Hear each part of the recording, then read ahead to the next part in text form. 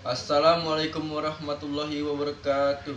Alhamdulillah, alhamdulillahirabbil alamin. Assalatu wassalamu ala asrofil anbiya ila mursalin wa ala ali wasabin ajmain. Puji syukur kita panjatkan atas kehadiran Allah Subhanahu wa taala yang telah memberikan nikmat dan hidayah kita pada hari ini. Dan tak lupa pula kita junjung Nabi besar kita, seorang jurnalis sejati, yaitu Nabi Muhammad SAW. Di sini saya akan menganalisis sebuah video ceramah singkat yang berjudul Kunci Kebahagiaan oleh Ustadz Dr. Syekh Riza Basalama, MA. Ada sebuah ucapan atau ungkapan yang sering kita dengar. Tajri riyah bima la tashtahi sufun. Terkadang angin bertiup tidak sesuai dengan keinginan nelayan. Tapi bagaimana seorang muslim menghadapi hal itu? Ketahuilah bahwa semua takdir Allah Subhanahu wa taala pasti baik buat kita.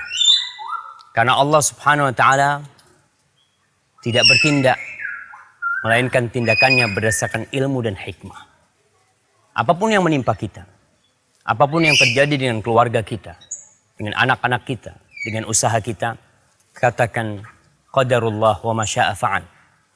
Seorang muslim mengatakan itu takdir Allah Subhanahu wa taala dan Allah bertindak apa yang Dia kehendaki. Dia fa'alun lima yurid. Dan dalam semua kondisi, seorang muslim harus berada di antara dua hal. Nikmat yang Allah berikan kepada dia, dia syukuri. Dan musibah yang datang kepada dia, dia bersabar. Dan itulah kunci kebahagiaan seorang hamba ketika hidup di muka bumi ini. Assalamualaikum warahmatullahi wabarakatuh. Baiklah, setelah saya menonton video ceramah singkat dari Dr.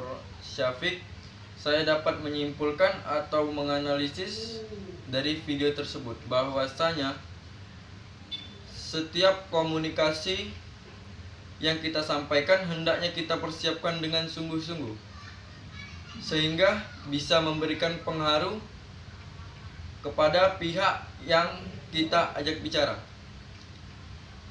Terus Dr. Syafiq itu menggunakan bahasa yang tegas. Bahasa yang tegas adalah komunikasi yang tidak penuh keraguan atau ketidakpastian dan ketidakpercayadirian. Dengan komunikasi yang tegas, orang lain akan memahami bagaimana sikap kita, apa posisi kita, dan dengannya tidak akan menimbulkan kesalahpahaman ataupun salah mengerti. Terus Dr. Syafiq juga menggunakan komunikasi yang penuh makna. Prinsip ini mengarahkan kita untuk bisa menyampaikan setiap pemikiran, perasaan, dan nasihat dengan menggunakan pilihan kata, gaya bahasa yang penuh makna sehingga membekas dalam diri orang yang kita ajak bicara. Terus Dr. Syafiq juga menggunakan komunikasi dengan lemah dan lembut, yaitu kelemah lembutan adalah suatu faktor yang penting dalam berdakwah, bersosialisasi, bergaul sehingga seorang akan merasa tentram dan rela menerima pembicaraan kita.